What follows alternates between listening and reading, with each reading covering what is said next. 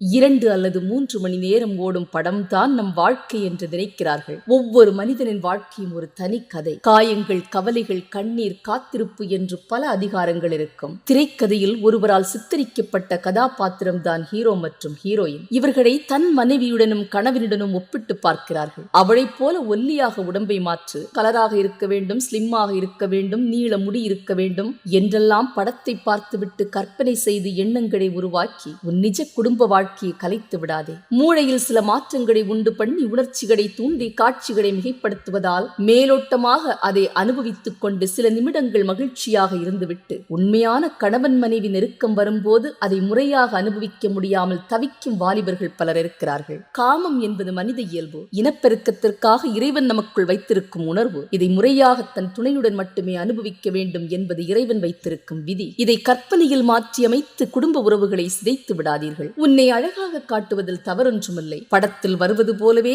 ஆடை அலங்காரம் செய்ய வேண்டும் என நினைக்கிறாயே, மரியாதையுடன் சேர்ந்து வரும் அலங்காரம் அழகானது. கவர்ச்சிக்காக போடுவது அல்ல. சோர்வாக இருக்கும் போது சாதாரணமாக வீட்டில் படுத்து கிடக்கிறோம். வியாதியில் அவதிப்பட்டுக் கொண்டிருக்கும் போது அலங்காரத்தை யாரும் விரும்புவதில்லை. கவலையில் கண்ணீர் வடிக்கும் போது துடைக்க ஒரு கரம் இருந்தால் போதும். அலங்காரம் செய்த கரங்கள் தான் கண்ணீரை துடைக்க வேண்டும் என்று யாரும் நினைப்பதில்லை. இதுதான் வாழ்க்கையின் யதார்த்த நிலை. இதை புரிந்து கொள்ளுங்கள். சினிமாவில் வருவது போல் பாடலும் ஆடலும் உன்னை ஆட்டுவிக்கும். ஆனால் அமைதியாக உன் அருகில் உட்கார்ந்து அரை மணி நேரம் பேசும் உன் மனைவி கொடுக்கும் ஆறுதலை அது கொடுக்காது. சத்தம், இசை, ஒளி இது மட்டும்தான் இன்று பல இளைஞர்களின் மனதை எளிதாக தொடுகிறது. அமைதியான ஜெபத்தை யாரும் விரும்பவில்லை. ஆலயம் என்பது நாடக மேடை அல்ல, பரிசுத்தாவி நடமாடும் இடம். வெளியில் இருக்கும் சத்தம் குறையும் போது மனதிலிருந்து பேசும் பரிசுத்தாவின் குரலை உன்னால் கேட்க முடியும். கண்களுக்கு விருந்தளிக்கும் வகையில் சினிமாவில் காட்டும் உணவுகளை மட்டுமே சாப்பிட வேண்டும், வீட்டு சாப்பாடெல்லாம் ஒரு சாப்பாடா என்று கேள்வி கேட்டுக்கொண்டு அந்த உணவுகளை தேடிச் சென்று வாங்கி கிடைக்கவில்லை என்றால் ஆன்லைனில் ஆர்டர் போட்டு சிலர் அந்த அலங்காரங்கள் நிறைந்த ஹோட்டலுக்கு சென்று அமர்ந்து சாப்பிட்டு அதே மாதிரியான அனுபவத்தை பெற்றுக்கொள்ள துடிக்கிறார்கள். அன்புடன் உன் அன்னை பரிமாறும் சாதாரண சோறு கூட்டு கொடுக்கும் மனநிறைவை அது கொடுக்காது. 10 நாள் ஹோட்டலில் சாப்பிட்டு பார், அடுத்த நாள் என் அம்மா கொடுக்கும் பழைய சாதமும் மோரும் சின்ன வெங்காயமும் எப்போது கிடைக்கும் என மனம் ஏங்கத் தொடங்கும். நேரத்தை நிறைவாக்க போட்டோ எடுப்பதில் தவறொன்றுமில்லை.